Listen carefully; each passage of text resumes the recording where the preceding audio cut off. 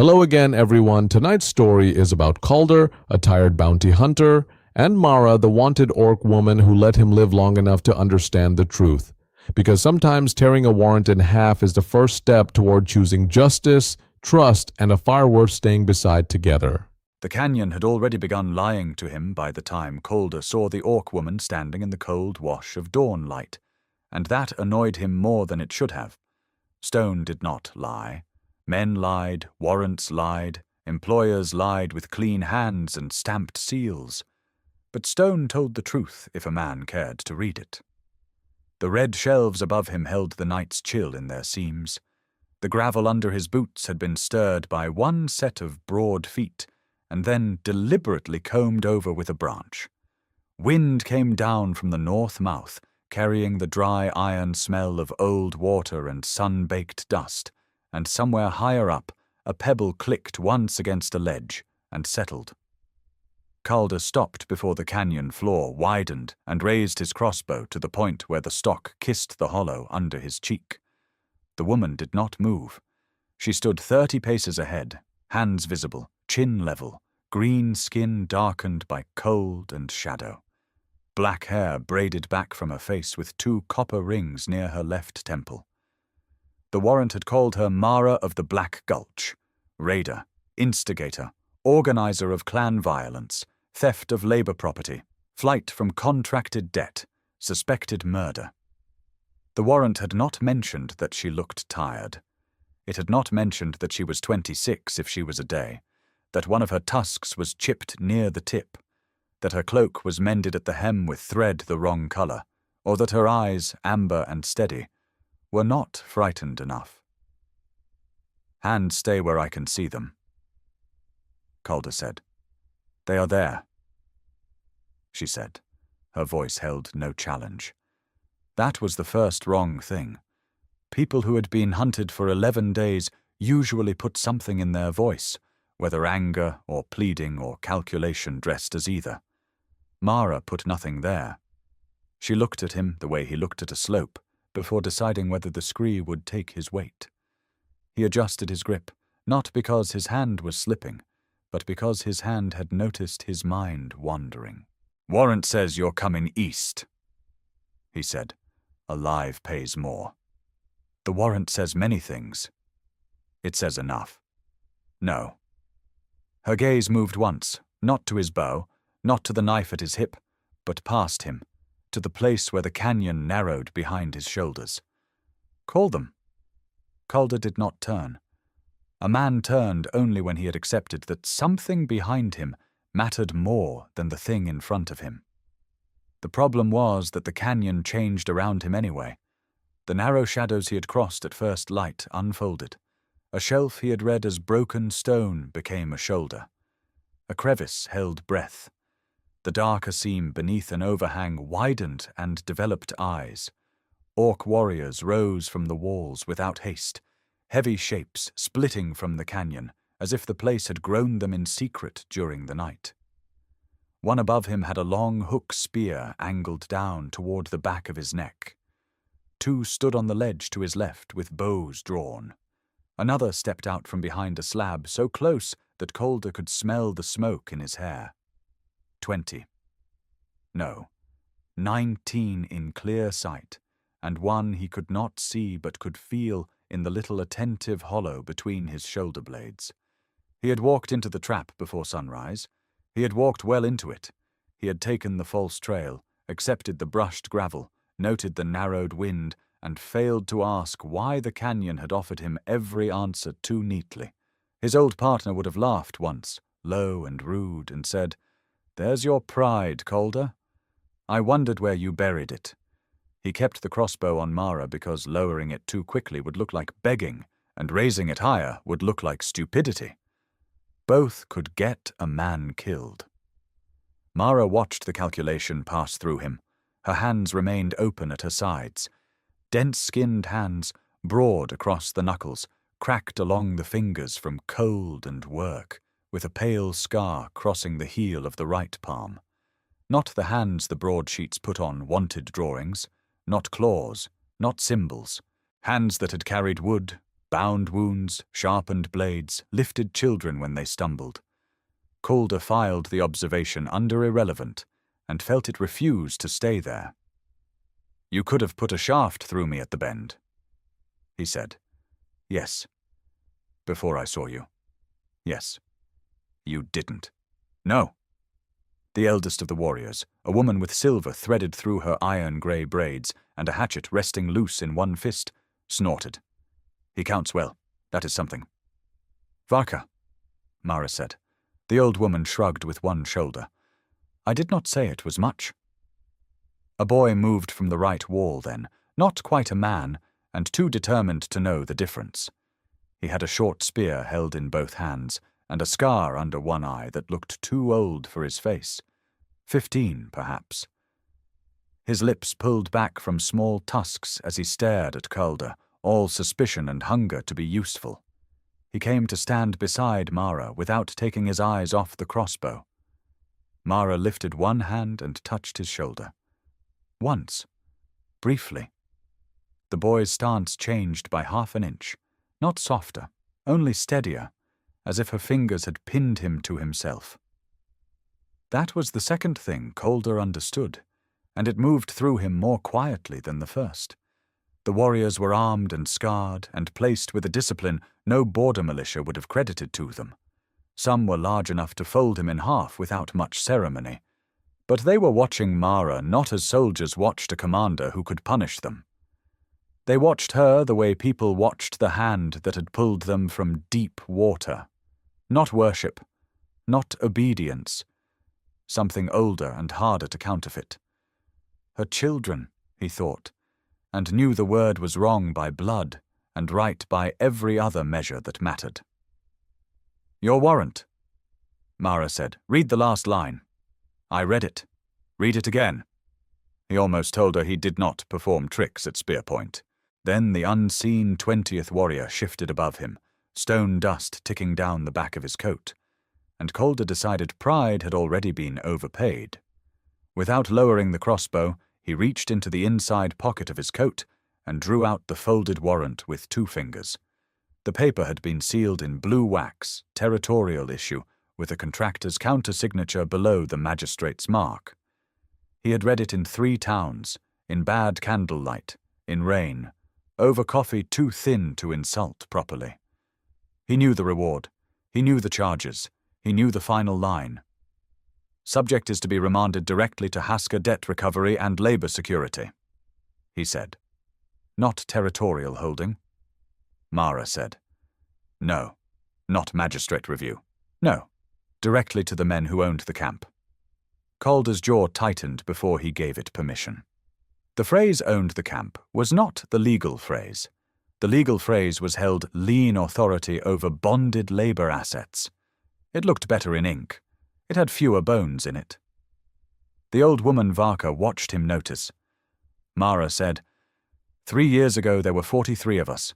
Haska said we owed transport fees, tool fees, food fees, fence fees, water fees, guard fees, sleeping fees.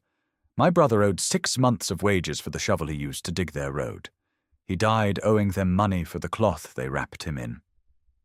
Her voice did not change. That made it worse. I walked in. I walked out with who could still walk.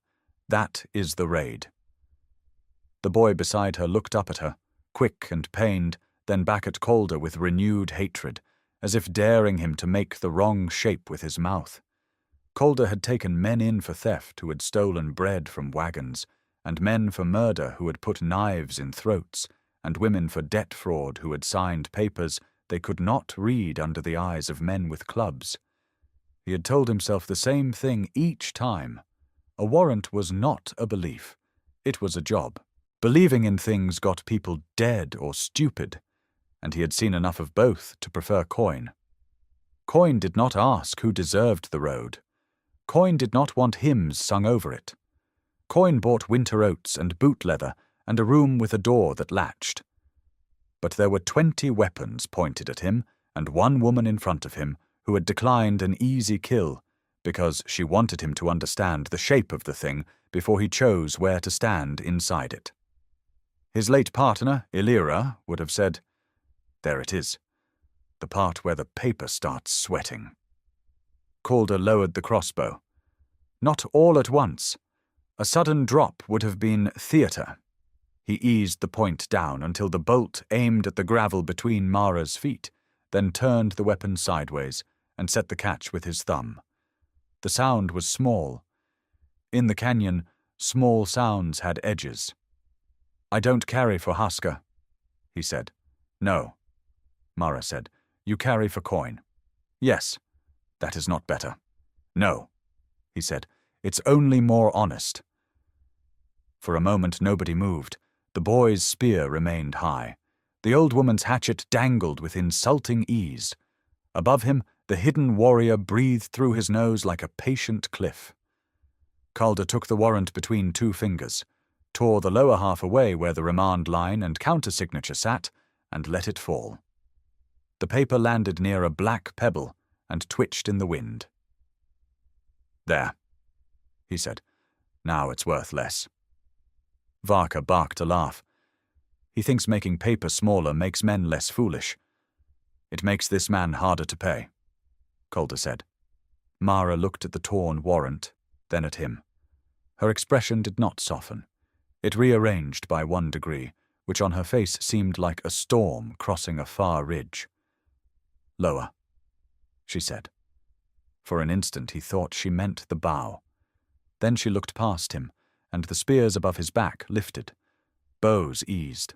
The canyon exhaled 20 orc bodies out of killing readiness and into something almost worse, because now they had the leisure to decide what he was. Quick note before we continue. If you want hotter and uncensored orc-bound fantasy romance stories, I'll be sharing them on my Patreon page. These are the deeper and more intense scenes I can't post here, so check the description for details. They did not welcome him into the camp. They permitted him to arrive there under conditions so precise that welcome would have been an insult to the amount of thought involved. The boy, whose name was Tovan, walked 6 paces behind him with the short spear angled at Calder's kidneys. Varka walked to his left, not bothering to hide that she could kill him faster, tired than most people could awake.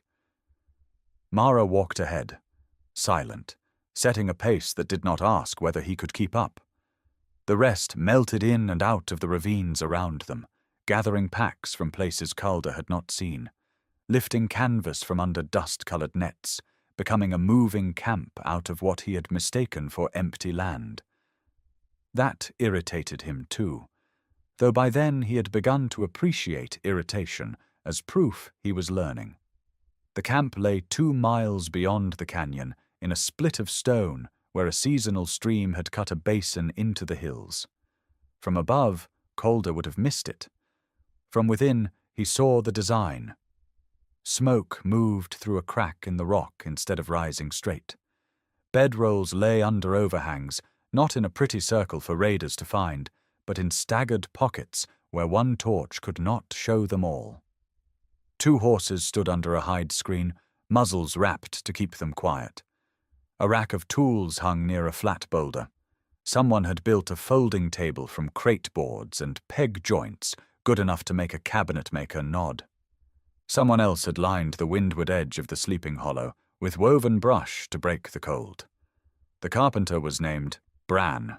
Calder learned this when a broad orc man with one cloudy eye and sawdust permanently trapped in the seams of his hands looked up from shaving a peg smooth and said, "That is the hunter?" "That is the hunter," Varka said. "He looks smaller in person." "He is human," Tovan said, with the contempt of someone identifying mildew. Bran considered that. "Still, some humans manage more width." Calder set his pack down where Mara pointed. "I apologize for disappointing the measurements." Bran's mouth twitched.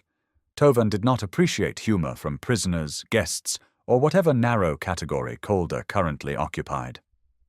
"You speak when asked," the boy said. Calder looked at Mara. "Am I speaking when asked?" Mara was untying the strap of her cloak. "No." "Good to know." Varka laughed again, dry as gravel in a pan. "He will die tired." "No one dies today," Mara said. Mara did not smile. She had moved to the cookstones, where a younger orc woman with a bandaged wrist murmured something to her.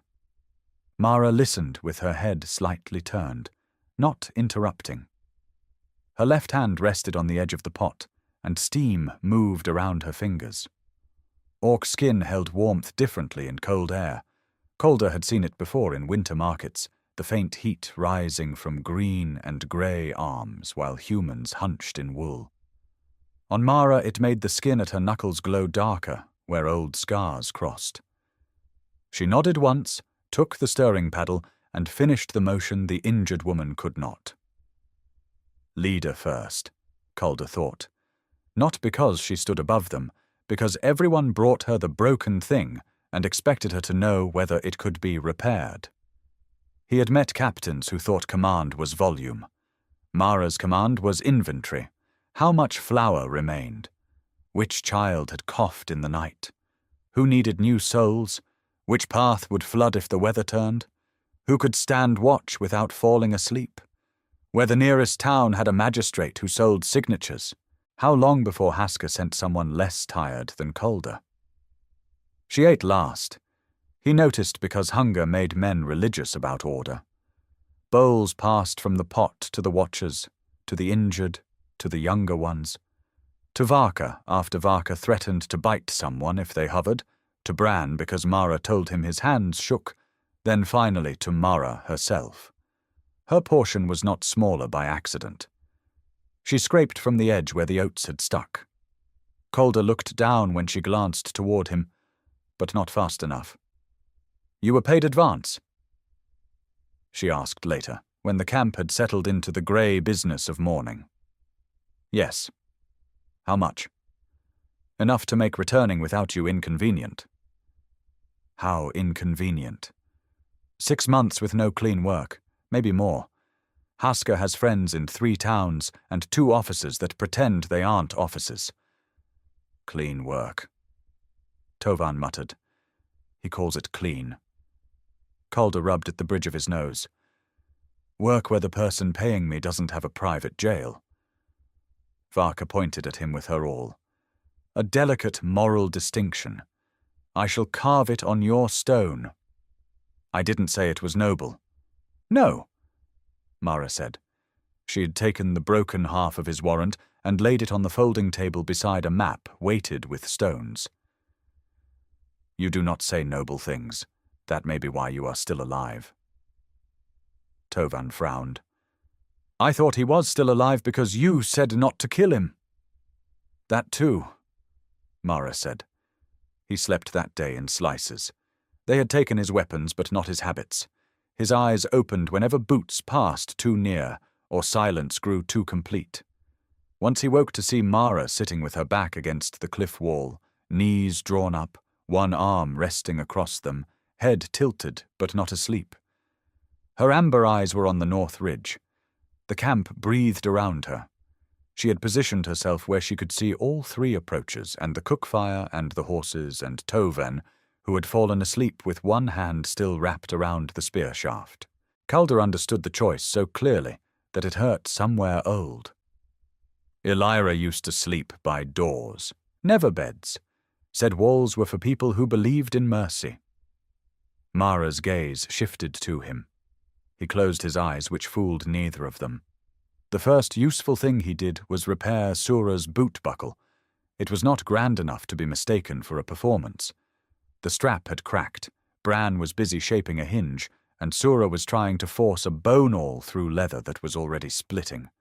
Calder asked for a nail, flattened it in the fire, cut reinforcement from a discarded harness tail, and stitched the strap with wet sinew that would shrink as it dried. Tovan watched as if the buckle had betrayed him by accepting human assistance. Sura flexed the repair and grunted. "It holds." Calder said, "Until rain. Oil it before then." Varka sighed. "She thanks you with poetry. Try not to swoon." Mara watched from across the cookstones, and for one unguarded second her expression was not trust and not warmth, but attention stripped of strategy. Then she closed it, practical as a door barred for weather, and looked back down. He noticed the closing. She noticed him notice.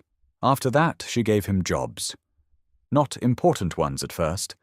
He cleaned rust from snares. He showed Tovan how to set a tripline that warned rather than maimed, which the boy claimed he already knew and then learned with aggressive silence. He marked on Mara's map the towns where Hasker paid informants and the inns where a question could be bought for less than ale. He explained the difference between a territorial warrant and a contractor's recovery writ, and why the difference mattered only until a magistrate decided it did not. He told them which seals were real, which were copied from old offices, which clerks signed anything if the fee came folded in blue paper, and which road patrols counted orc faces the way tax men counted barrels. The camp listened without softening. That was fair. Calder did not trust quickly either. Trust was what people called it when they had not yet found the loose plank. "The paper says debt," Mara said one evening, standing over the folding table with her arms crossed. Firelight moved along the ridge of her cheek and caught in the copper rings at her temple. "The paper always says debt. They made children sign. Then they'll call it witnessed obligation by guardian authority. There were no guardians. They'll invent one. They charged us for water from our own spring. Use fee. For sleeping in a locked shed. Shelter allotment. For the shackles. Security equipment." Tovan swore in Orcish, a word Calder did not know but admired for its shape. Bran sat beside the table, carving a new handle for Sura's hatchet. His cloudy eye reflected the fire as a dull moon. "Can words do that? Change a chain into equipment?" "On paper," Calder said. "Only on paper." Varka's face had gone still. Paper was enough to bring men with crossbows. Calder looked at her, then at Mara. "Yes." Mara leaned over the map. She had a habit of pressing 2 fingers to a place before speaking, anchoring thought to terrain. "If Hasker sends another hunter, where does he enter?" Calder studied the marks. "Depends who. Names. Hasker uses 3 when he wants quiet, and 1 when he wants an example. If he thinks I'm dead, he sends men with shovels and a ledger. If he thinks I ran, he sends Joran Pike." Varka made a thoughtful sound that had no humor in it. "Pike. That one took Harl's cousin." Across the fire, a thin orc man with burn scars down his neck looked away. Harl had not spoken much since Calder arrived. He spoke now. "Returned him." "No," Calder said. No one asked a second question. The first had been cruel enough. Mara's fingers remained on the map. "You know him. I worked beside him twice." "And?" Calder could have said Pike was efficient. He could have said Pike did not drink on the job, did not lose trails, did not waste bolts, did not confuse sadism with disorder because his sadism was orderly and therefore useful to men who stamped papers. Instead, he said, "He brings chains sized in advance." The fire popped once. Tovan's face had gone pale under the green. Mara nodded. "How long?" "If Hasker expected me back yesterday, Pike left this morning. If he expected me to fail, Pike left before I did." "He expected you to fail." Calder gave her a dry look. "I was sent alone into country where 20 of you can become rocks. I'm revising my estimate of my employer's affection." Varka smiled without joy. "Perhaps he thought your bones would frighten us." "Mine rarely perform that well." The old woman's eyes narrowed in amusement. "I may like him when he is not holding a weapon." "You like fungus on cheese." Tovan said, "Fungus on cheese has culture." "Stop," Mara said, but there was a faint breath at the edge of the word that might, in a woman with less responsibility, have become a laugh.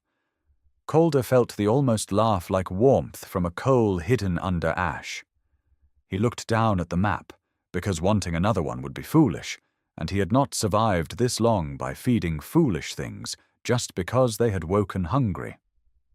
The complication arrived on the 4th day in the shape of 2 crows lifting from the eastern ridge before noon. Calder saw them first because he was looking for exits and had been for most of his adult life. Birds leaving scrub without circling meant ground movement. Not deer. Deer flowed. Not wolves. Wolves made silence gather low. Men on horses pressed noise upward before they arrived. He stood from the snare he had been repairing. Mara saw him stand and needed no explanation. Where? East Notch. 3 riders, maybe 4. 1 pack animal. They're not hiding. Pike? Likely. Varka spat into the dust. I was enjoying my morning. Mara's camp changed without panic. That impressed Calder more than panic would have. Panic meant belief in surprise. These people had outlived surprise by treating it as an expensive habit. Bedrolls vanished. Tools rolled into hide.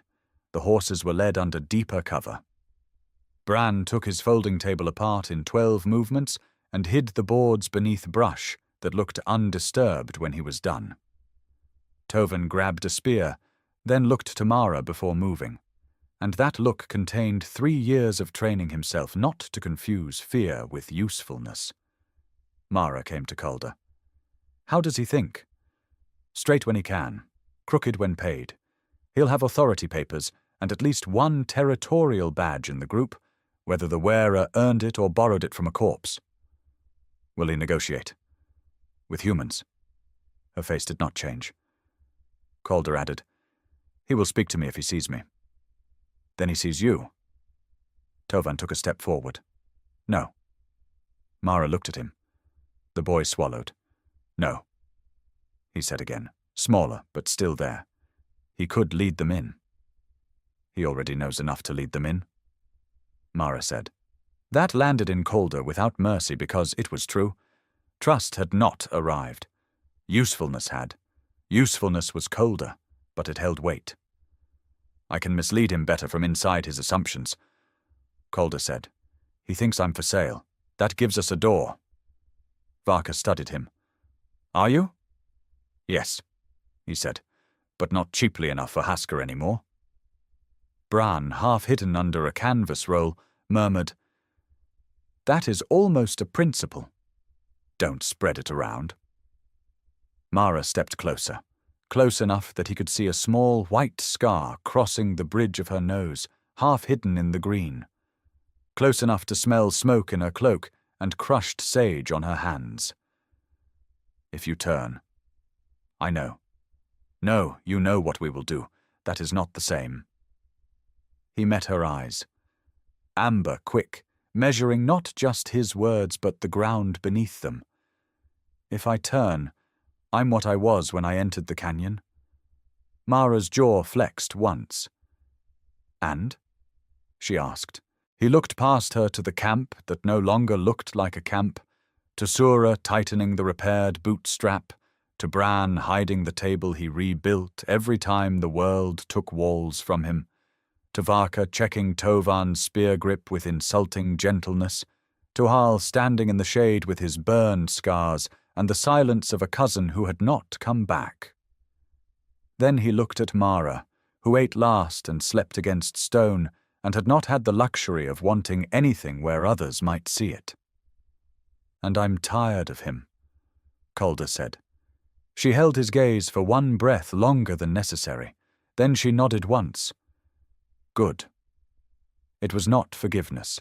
It was not faith. It was a place to put his feet. Pike rode in an hour later with 4 men, not 3, and all the arrogance of someone carrying official weather. He was a tall man in a clean brown coat reinforced with boiled leather, his beard trimmed close, his gloves new enough to offend the landscape. 2 riders wore Hasker blue. 1 wore a territorial marshal's badge pinned crookedly to a vest that had seen better ownership. The last led a pack mule carrying chains in canvas, badly muffled. Calder heard the metal anyway. Some sounds made themselves known through cloth. He stepped into the dry wash alone, hands visible, crossbow slung but unstrung. Pike reined in and smiled as if Calder had been late to a dinner. Bell. Calder hated being called by his surname only by men who liked hierarchy but not intimacy. Pike. You look unburied. Disappointing, I know. Where is she? Gone. Pike looked past him at the canyon walls. He was good enough not to glance obviously at the wrong shadows. Gone where? If I knew that with confidence, I'd be richer. You had 11 days. And she had 26 years being herself. Hard contest. One of the Hasker riders snorted. Pike did not. His eyes had the clean flatness Calder remembered. Pike had once eaten an apple while watching a debtor whipped for trying to run. Not with pleasure. Pleasure would have made him human. Pike had eaten because it was lunchtime. Hasker says you defaulted. Hasker says many things. He writes most of them down so they look less lonely. You took advance. I pursued the warrant. You did not return property. Calder felt the word move through the air and strike the hidden camp behind the rocks. Property. Not suspect. Not fugitive. Not woman. The legal architecture stood there in one word, polished smooth by use. It made lives portable. It made chains administrative. It made men like Pike feel clean while carrying them. I didn't find property, Calder said. Pike's gaze sharpened. Careful. I found signs she doubled west. You're welcome to chase them. That's so. Calder shrugged. You brought a marshal. He can verify dust if his badge works outdoors.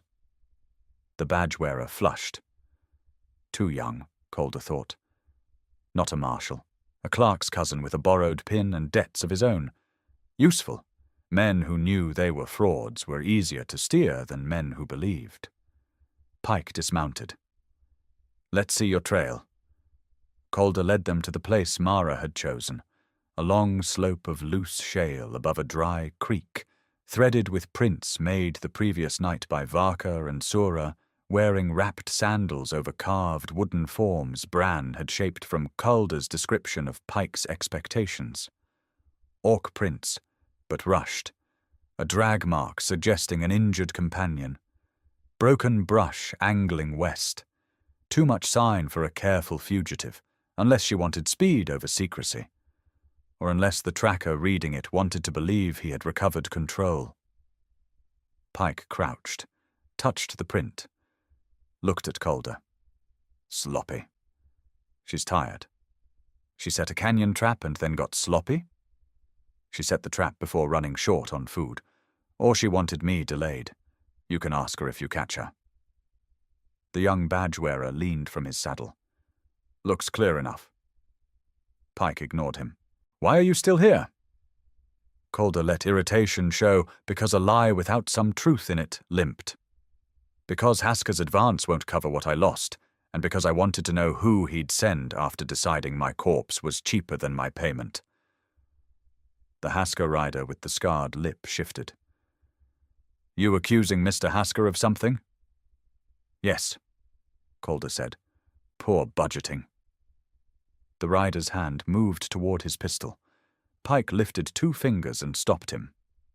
You always were mouthy when cornered, Pike said. I've been cornered by better. From somewhere above, a lizard skittered. Calder did not look up. Neither did Pike.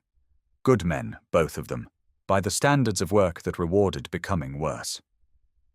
Pike straightened. We ride west. The plan should have ended there. It did not, because plans were tidy only when told by survivors. The pack mule chose that moment to object to the canvas-wrapped chains by stamping sideways. The Hasker rider yanked the lead too hard. The mule jerked back, canvas slipped, and a coil of iron spilled into the wash with a sound like a jailer clearing his throat. From the hidden rocks came the smallest sound. A breath. Tovans, Calder knew with immediate dread. Too young to understand that rage had weight and could shift a ledge beneath everyone. Pike heard it. His head turned a fraction toward the cliff. Calder moved before thought finished forming. He kicked a flat stone under the nearest horse's foreleg. The animal startled, shouldered Pike's mount, and both horses screamed into motion. Dust burst upward. The young badge-wearer cursed and grabbed at his reins. Calder slammed his elbow into the scar-lipped rider's knee as the man drew his pistol, then seized the mule's lead and slapped the animal hard on the rump. The mule, already offended by every person present, bolted west with half the chains dragging behind it like the ghost of bad law. "Bell!" Pike shouted. The canyon answered. Not with a charge. Mara was too careful for that. Nets dropped first from the ledges, weighted with stones, tangling the Haska rider's arms and shoulders. Varka's hook spear took the pistol from Scarlip's hand, along with 2 fingers he had been using poorly. Sura swept the borrowed marshal from his saddle with the haft of her spear and pinned him face down without breaking his neck, though her expression suggested she considered that a concession. Bran stepped from behind a boulder and swung a mallet into the path of Pike's horse, not striking the animal but the ground near its hooves with a crack loud enough to make it rear. Pike rolled clear well, knife already in hand. He was good. That was the inconvenience. Calder met him in the dust. Pike cut low.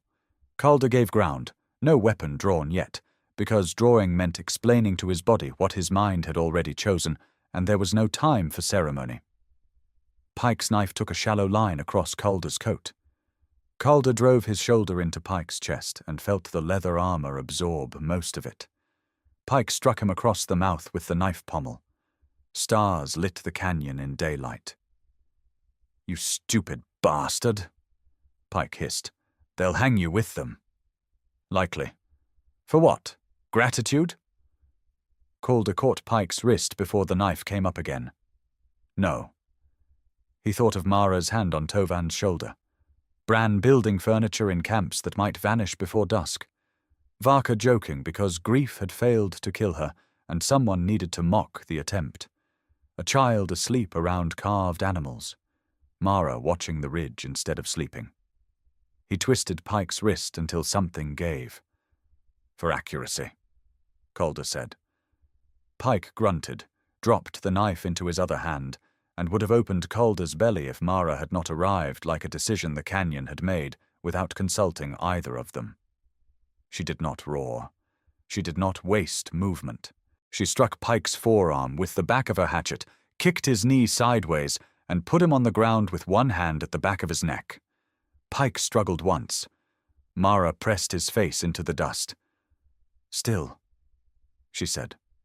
Pike went still, but his eyes found Calder. "You think this changes paper?" Calder spat blood into the dirt. "No, that's why we're taking yours."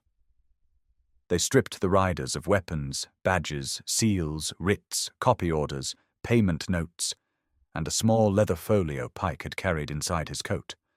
Calder knew the folio before he opened it. Men like Pike loved records. They believed records proved discipline rather than guilt.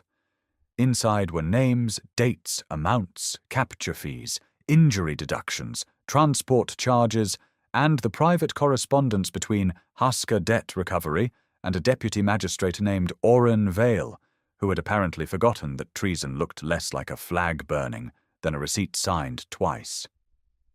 Mara read the first page, then the second. Her face did not change, but her hand tightened until the paper bent. "They knew the debts were false," she said. "They always knew." Calder said. "The useful part is that they wrote down who else knew." Varka leaned over Pike, whose hands were bound behind him with his own chain. "This is why I never learned letters. They make men confess in straight lines." Mara did not kill them. Some of the camp wanted to. Harl most of all, though he asked in a voice so level it frightened Calder more than shouting. "He took my cousin." Pike, kneeling in the dust, smiled through blood. "I took many people." Harl moved. Mara stepped between them. Not dramatically. Just enough. "No," she said. Harl's burn-scarred throat worked. "He will do it again." "Not if we use him." "He used us." "Yes." Mara's voice stayed low. and I remember every hand I could not get loose. But if we kill him here, Hasker sends soldiers and calls it massacre. If we send him back empty, Hasker sends more.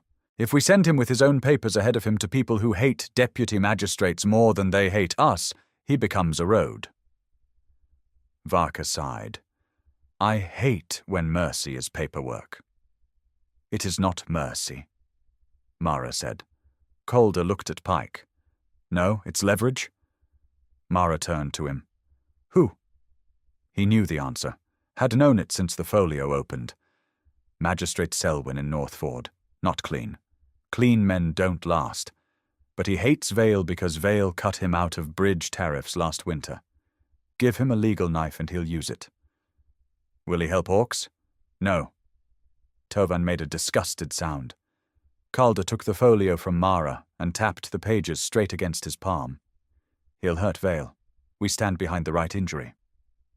Mara absorbed that. He watched her do it. The swift movement of her mind behind still eyes, terrain, and law becoming one map. How far? 2 days by fast horse, 4 with caution. Pike's men? Send Pell with a copy and a story that makes him look frightened enough to be believed. Keep Pike and 1 Hasker rider. Release the others west without boots.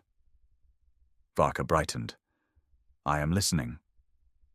Calder continued. They'll reach Hasker slow, embarrassed, and angry. By then, Selwyn has the papers. If Hasker moves openly, he confirms them. If he denies them, Pike becomes inconvenient. If Pike disappears, Selwyn uses that too. Mara looked at the bound hunter. And if Selwyn sells the papers back? He might, so we make 3 copies. Bran raised one hand. I can carve a passable seal press if I see the mark. Calder looked at him. Bran shrugged. I was a carpenter before I was property. The sentence moved through the camp like a blade being wrapped and put away. Not safe. Safer. Later, when Pike's papers had been sorted and the copies begun, Mara found Calder rinsing blood from his split lip with boiled water. It is shallow, she said. I've had worse. That is not a treatment plan. She took his chin between her warm, work-rough fingers and turned his face toward the light, dabbing salve along the cut with the same exact pressure she used for knots and maps and wounds that mattered more. You chose loudly today, she said. I kicked a horse. You chose. He swallowed, her hand still at his jaw. Yes. Why? He could have reached for a clean answer and distrusted himself for wanting one. Neutral stopped being neutral. Her eyes held his. That is a sentence men use after waiting too long. The salve stung. Yes. She released him, and he missed the contact immediately, which was inconvenient and entirely his own problem. On the second night of waiting, rain came. Not hard, but cold enough to make every joint aware of its own history. The camp shifted under overhangs. Bran rigged a canvas trough to feed water into pots and looked personally offended whenever a drop escaped his design. Varka sat near the inner fire, sharpening her hatchet with slow strokes, telling Sura about the border wars in fragments that refused to become heroic. Humans marched badly in mud, she said. Orcs marched badly under officers. Everyone stank. At the end, men with clean boots drew lines on maps and told us which dead had been necessary. Sura asked, Were any? Varka tested the hatchet edge with her thumb. Mine were. I needed them to stay alive. Calder sat under the rock lip near Mara, both of them watching the rain turn dust to dark paste. She had given him no order to sit there. He had found himself there after checking the lower trip line. She had not told him to leave. In their language, such omissions were becoming dangerously fluent. You fought? He asked quietly. Mara's gaze stayed on the rain. No, I was a child when the last border treaty was signed. Varka? She fought. Lost 2 sons, 1 to humans, 1 to orcs who thought the treaty made peace the same thing as surrender. And you? I carried water in the camp. I learned where people bleed fastest. That explained the hands, or did not explain them, but widened the map. My partner used to say treaties are just trails after rain, Calder said, visible until the next weather. Mara looked at him. Partner. Hunting partner, Elira. Dead. 2 years. How? He watched rain drip from the edge of stone. The answer had many versions.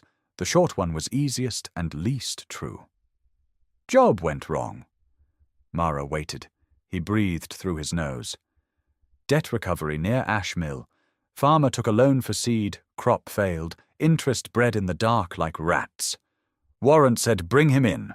We found him in a barn with his 2 daughters and a rusted musket. Elira talked him into putting it down.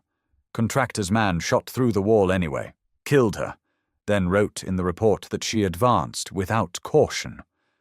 Mara's eyes were on him now. I signed the report, Calder said. Not because it was true, because refusing would not resurrect her and would make sure I never worked inside 3 territories again. I told myself survival was not agreement. Was it? He laughed once, without humor. I'm still finding receipts. The rain filled the silence. He had not meant to tell her that. Confession was not a tool he kept sharpened. But Mara did not pity him, and the absence of pity let the truth remain standing without needing to defend itself. She would have liked your camp, he said. Why? She liked places that made liars work harder. Mara's mouth shifted. Not a smile, the place where one might have begun if summoned. Useful woman. Yes, you miss her. He looked at the dark basin, at the low fires, at Tovan asleep near Varka's knee, at Bran adjusting a water trough in the rain as if architecture could argue with weather. I converted it into competence. That seemed cleaner.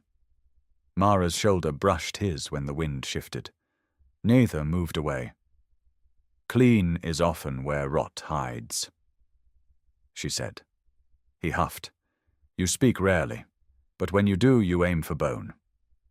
Words are lighter to carry when there are fewer. They sat until the rain thinned. Nothing else happened. No hand found another. No vow passed between them. Yet Calder felt the night settle around that small shared shelter like stones placed at the start of a path. Selwyn's answer arrived at dawn on the 3rd day in the form of a rider who stopped a mile from the basin exactly where Calder's warning marks told him to stop, which meant Pell had delivered at least one instruction correctly. The rider carried no visible weapon beyond a short sword, and no Hasker blue. He brought a sealed reply, a summons for Deputy Magistrate Orrin Vale on charges of improper countersignature, unlawful delegation of territorial authority, and fee concealment, and a separate private note in Selwyn's own cramped hand. Calder read it twice. Mara stood across from him. Say it. Selwyn will move against Vale. He wants Pike delivered alive as witness and the folio brought to North Ford. He offers temporary stay on all recovery writs named in the papers until review. Tovan frowned. Temporary? Yes. That means later they can hunt us again. Yes. His anger flared. Then it is nothing. No, Mara said. It is time. Tovan turned on her. Time for what? To run again? Hide again? Eat last again? The camp went still. The boy's face changed as he realized what he had said. Mara's did not, but Calder saw the hit land. Not in pride, deeper. Varka began to rise. Mara lifted one hand. The old woman stayed seated. Mara stepped toward Tovan. Yes, she said. His eyes shone. Mara. Yes, she repeated. Time to run if running keeps us breathing. Time to hide if hiding keeps us whole. Time to eat less if someone smaller needs more. Time is not nothing. Time is where we live until there is more. Tovan's spear hand trembled. Mara touched his shoulder, the same brief anchor from the canyon. I want better. Wanting is not a plan. This is a plan." The boy looked down, ashamed and furious and young enough that both hurt him openly. "I hate it." "So do I." He leaned forward suddenly and pressed his forehead to her shoulder. Not a child, not a man, just someone who had survived too much and found no proper shape for it. Mara's hand went to the back of his neck. Her eyes closed for 1 second. 1. Then opened and found the camp watching. The hand fell away. Leader first, always. The wanting buried again before it could ask anything of her. Calder looked at the ground because some things deserved not to be witnessed directly. The delivery of Pike became its own operation. Mara would not risk the whole camp. Calder argued for 4 riders. Mara chose 6, then allowed Calder to explain why 3 visible and 3 hidden served better. Varka came because age had made her disrespectful of danger, but not careless. Sura came because her ankle held, and because she had claimed the right to watch Pike walk in chains he had brought for others. Hal came after Mara looked at him a long time and said, "Can you use him without spending yourself?" Hal said yes. Calder believed he meant to make it true. Tovan wanted to come. Mara said no. The fight was silent, conducted entirely through posture, jaw, and the angle of the boy's spear. Tovan lost. Bran kept him busy carving duplicate seal cases and pretended not to notice the boy's humiliation. Northford sat beside a narrow bridge and pretended the bridge made it important. Magistrate Selwyn did not come out himself, but his marshals met them beyond the market and accepted the folio under the eyes of 6 armed orcs who had no intention of being turned into rumour. The clerk tried to say the stay did not include the West Gulch. Mara looked at Calder. Calder looked at the clerk and said, "Then write the West Gulch." Varka leaned close enough for the clerk to smell the rain on her cloak. "I can help your hand if fear has weakened it." The clerk wrote. Pike signed a statement admitting he had carried illegal recovery chains under false territorial witness, not because he had found remorse on the road, but because the alternative placed the whole charge on his own neck. It was not justice. It was leverage wearing legal shoes, and for the moment shoes were useful. They returned to camp near dusk. Tovan tried not to run to meet them and failed in the last 10 paces. Mara dismounted before he could ask, handed him the written stay, and said, "Read." He read slowly, stumbling over territorial and provisional and review, but his voice strengthened at the names. Sura's, Hal's, Bran's, Varka's dead son, listed by Hasker as recoverable asset despite being buried 2 winters, the child with carved animals, Tovan himself, whose debt had apparently increased for 3 years because Hasker had charged absence as lost productivity. The boy stopped on his own name. Bran took the paper when Tovan's hands began to shake. "Temporary stay." The carpenter read, "No recovery action permitted pending magistrate review." The camp did not cheer. Cheering belonged to people who believed danger ended when paper said so. Instead, they breathed differently. One by one, as if a strap around the ribs had been loosened by one hole. Mara stood among them and did not smile. Her eyes shone in the firelight, but that could have been smoke. She accepted Varka's hand on her shoulder, Bran's nod, Sura's brief touch to her arm, Hal's silence. She accepted Tovan pressing the paper back to her with both hands as if it were breakable. Then she turned away before gratitude could become a weight they placed on her in public. Calder found her later at the edge of the basin, where the stone dropped toward the dark canyon that had first betrayed him into seeing clearly. She stood with the copied stay folded in one hand and the old torn warrant in the other. She had kept it. He did not know why that moved him. "You could leave now," she said. He leaned against a rock beside her, careful to leave space. "Yes. Hasker will mark you. Already has. Other contractors will hear. They gossip worse than washerwomen and with less useful soap. You will lose work. I've been revising what I call work. She looked at him. The wind lifted a strand of black hair from her braid and laid it against the scar on her nose. Do not make us into your redemption. The words struck clean because they deserved to. He nodded. I won't. Men do that. Find people they harmed less than others and call the difference goodness. I know. Do you? He could have defended himself. Instead, he looked toward the road and let the defense die unused. I know enough to start smaller, he said. The lower tripline will wash out before morning. Mara stared at him. Then, very quietly, she almost laughed. Show me. They moved it by lantern light, because work was safer than standing still with what had passed between them. When they returned, the camp had settled around the fire. Bran was telling the child a story using the carved animals as witnesses. Varka was arguing with Sura about whether Pike's signature looked like a dying insect or an ambitious worm. Tovan sat apart with the stay in his lap, reading his own name again and again, as if repetition might make it belong to him instead of Haska. Calder paused at the edge of the firelight. This was the place where a practical man left. Before the warmth, before the habits, before a cup found its way into his hand often enough that absence learned his shape. He knew exits. He had built a life from knowing exits.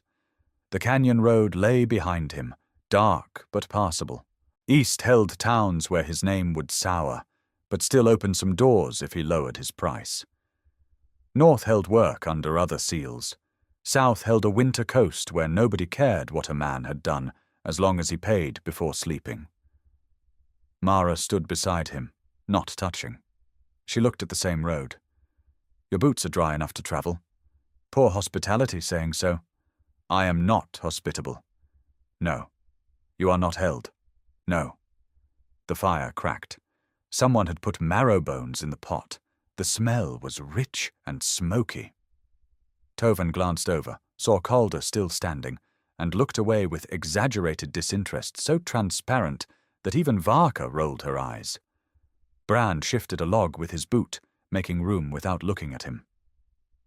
Sura adjusted the pothook. Hal sat near the outer ring, face lifted to the heat. 23 lives, none of them safe, all of them still here. Calder thought of Elira at a dozen fires, boots crossed, knife in hand, saying, One day you'll have to choose before the job tells you who you are. He had always told her jobs did not speak. He had been wrong. So had she, a little. It was not the job that told him. It was the people the job had pointed at. Mara turned toward the fire. She did not ask him to come. That was the mercy of it. Or the test. With Mara, those often wore the same coat. Calder took off his pack. The motion was small. No one cheered. No one named it. He set the pack beside the stone near Bran's folded table and sat down at the edge of the fire. Not in the center, not claiming more than had been given. The ground was hard. Heat touched his knees.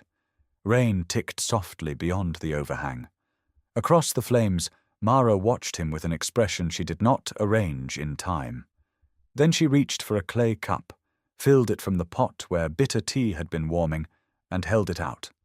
Calder took it. Her fingers brushed his, warm from fire and work. Nothing was declared. Nothing was solved.